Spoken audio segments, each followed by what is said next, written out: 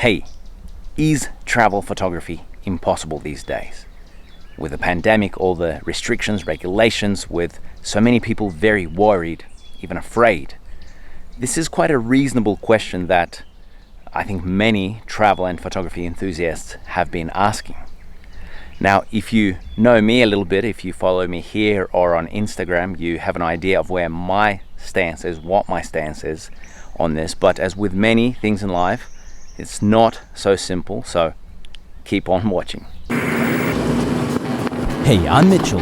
For the past decade, I've been living my dream, journeying around the world as a professional travel photographer. During this time, I've seen and I've learned a lot. And now I want to share the knowledge with you. Come along on the journey. Now, I am actually traveling right now with my family, and for the first time in this journey, we're actually staying at an official camping place outside of a nice little town called 𝗧𝗧𝗪, and we wanted to be near this town, so being in a camping seemed like the most practical decision, with a toilet, a shower and all that. Anyway, first in this video I want to share my own first-hand experience of traveling and photographing here in Peru, which in my opinion, before the pandemic at least, was one of the very best countries for travel photography. Is it possible to travel here right now? Well, as I've said, I am traveling here with my family, but watch this, and by the end I'm sure that you'll be able to decide for yourself. When the pandemic began, I was in Peru. When everyone started to panic and to go back to their homes, me and my family stayed. Why, you ask? Are you crazy? Away from home, away from good medical care at this time? Well, a few reasons for that, but one is that I don't want to live in fear, locked down, locked up, and not be able to travel pretty much indefinitely. But honestly, the main reason is that, like probably many of you, I thought that this whole thing would be over pretty soon and we'd be back on the road traveling around South America again, so I didn't think too much of it. Obviously, things didn't quite work out that way. So technically I didn't end my trip, and I stayed in travel mode, at least somewhat, here in Peru. But like everybody else in Peru, I was locked down from March to July of 2020. I still did some photography. Time lapses from our window, which actually had a pretty epic view, flying the drone from the backyard. I photographed whatever I found interesting around the house, and then when we started going on hikes in the nearby forest, I'd focus on the little details, on everything there. As we ventured further into more open spaces, I'd photograph the beautiful scenery around us.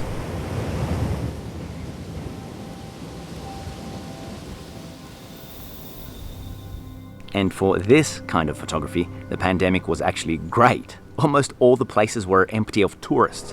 Even now, many of the famous places are still relatively quiet. By October, I tentatively started moving out further and further, but still not out of the Sacred Valley, which is where we spent the lockdown. I do day trips with my girls, just to remember what it was like to travel. Initially, I wasn't even approaching people, even though there were plenty of daily life scenes all around me, but I just didn't want to risk getting the virus, and even more so, I didn't want to risk getting the virus and then passing it on to somebody else. When I started to approach people again, it was from a distance, around the end of October, and I would pay close attention to how everyone reacted. I also asked as many people as possible about their attitude towards the pandemic, to try and gain an understanding of the overall psyche. What do you think was the main concern of the people in the mountain areas of Peru, which I visited?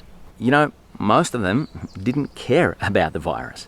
It either hadn't really penetrated their area much, or the damage, the troubles that the lockdowns brought far outweighed the fear of getting sick. So, do you think that COVID has affected the way that people react towards photography? That's the big question that was on my mind. And from what I've seen, it's not been a concern anywhere since we hit the road, which was about April of this year, 2021. Why is this? It could be that I've mostly been in the rural areas, which didn't get hit much. Some people there still don't believe that COVID exists. That's definitely not the case everywhere though. I have been to places where like half of the population had gotten sick, and in other places many people have died. But the general attitude, I'd say overwhelming attitude, is that people just want to move on. The rural people from smaller towns in particular, they seem to be much more worried about the restrictions and then ultimately the disruption that the lockdowns brought. At least this is what I gathered from all of my conversations. Another question that I think is or should be on your mind is, what's the attitude like towards foreigners, towards outsiders during these times? In the beginning, things were a little different when there was more uncertainty, but still the area where I stayed is quite tolerant, quite accepting, so I didn't have any issues. Of course, even nowadays there are some people who are quite afraid, who put on their face shield or their mask as soon as they see us, and then they'll go as far away as possible, but those things honestly are pretty rare. One very positive thing that I've seen recently is that vaccines have arrived to even some of the more remote communities. In some areas, I've heard that pretty much entire villages are vaccinated. So overall, I can tell you that the photo making part is just as possible as ever before in Peru, just maybe with a little bit more caution. On a slightly different note, if you're enjoying this video, if you enjoy my content in general, you may want to check out my support team page. It's basically a page that I created to get support for what I do. Kind of like Patreon, but without the middleman. And it's mostly about one-time contributions with some quite good perks and benefits for some of them. It's no secret that recently I've been doing what I do, producing my content, thanks to people like you. So it would mean the world to me if you go and check out this page and consider being a part of the support team. Now, with all that stuff said about making photos in Peru, there are some obstacles and annoyances, and they're mostly related to traveling and going around. You can move around Peru relatively freely, at least at the time that I'm making this video, but there are some restrictions and protocols. Most are probably what you experienced in your own country. Masks, double masks, sometimes face shields at some shopping centers and on long bus journeys. In some places, they constantly make you wash your hands with alcohol. And yeah, those things are pretty annoying, but in all honesty, that's pretty minor stuff. So what's more of a problem then? From what I've seen, the lockdown, the lack of tourism, these things have caused many places to close down permanently. And this has led to less choice in places to eat, places to stay.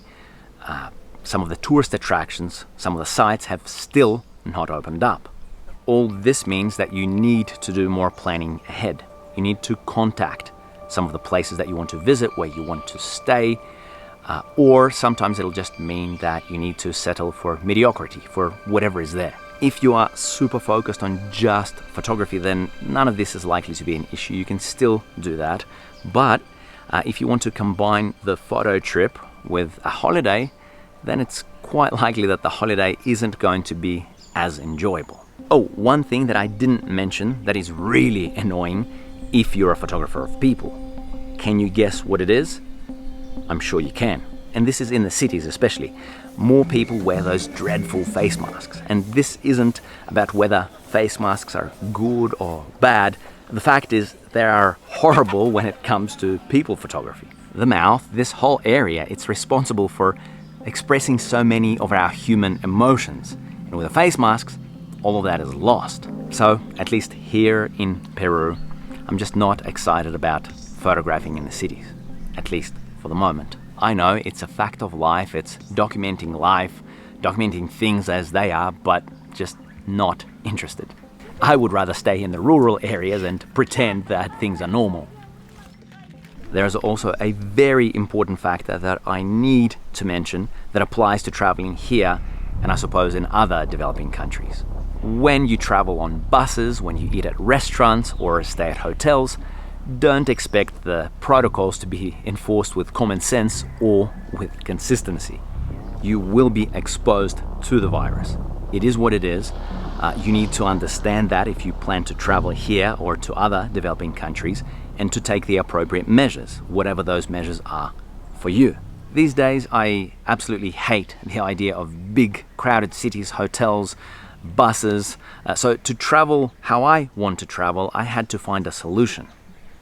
What did I do? Well, I have gone to a bit of an extreme.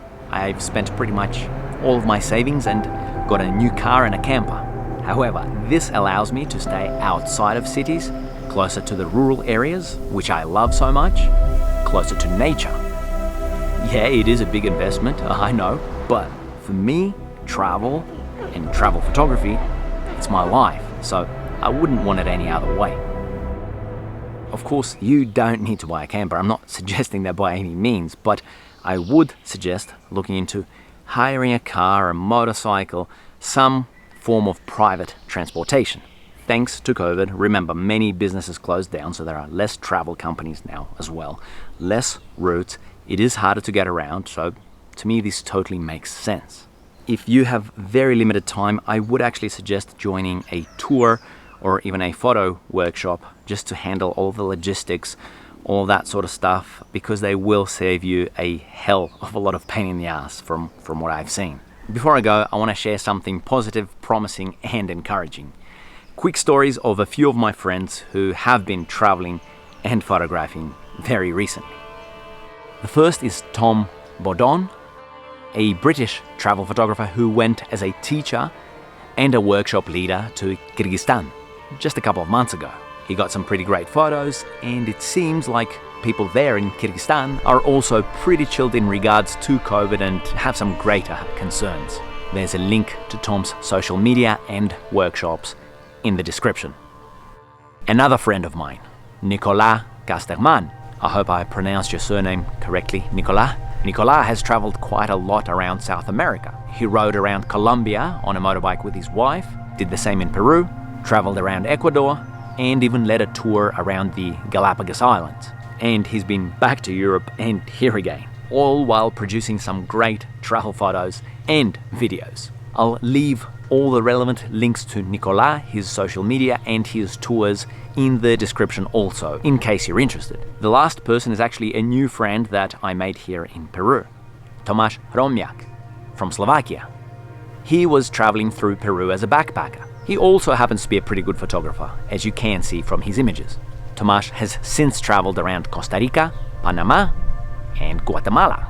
We've communicated a lot lately, and from our conversations, I see that backpacking is definitely possible in this region right now. You can see Tomasz's Instagram on the screen now, and I'll leave all the relevant links to him in the description also. Seeing my friends travel like this is encouraging, and it makes me feel like the old normal is not just a dream.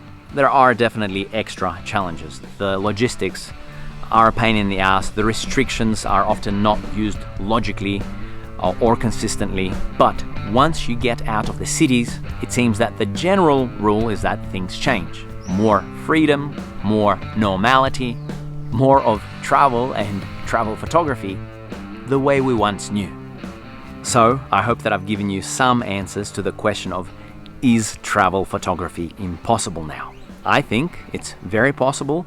So to my friends, we've shown that it's doable, and now what you do is up to you. I just wanted to provide you with some real life examples, as well as some food for thought. Speaking of travel, you can travel virtually with me through a new experiences video, which I'll release next week. I worked quite a lot on it, and it actually turned out to be like a little short film, so I really hope that you check that out and that you enjoy it. As always, thank you very much for your time, and goodbye for now.